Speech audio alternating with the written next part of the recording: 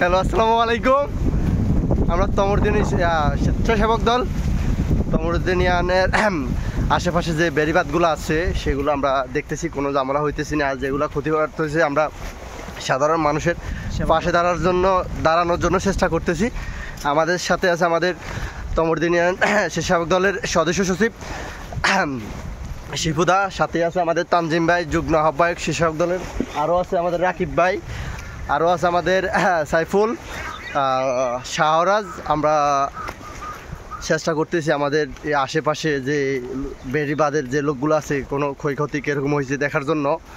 আর সবাই আমাদের জন্য অবশ্যই দোয়া করবেন। আমাদের হাতের অবস্থা অত বেশি ভালো না, তার জন্য আমরা চেষ্টা করতেছি কার কতটুকু ক্ষতি হয়েছে আমরা কতটুকু দেখতেছি। এখন আমরা বর্তমানে আছি, আমাদের লোকেশন হলো তমরদি ইউনিয়ন 3 নং ওয়ার্ড 18 বিরকি কাটাখালীর খালের পাশে আছি আমরা।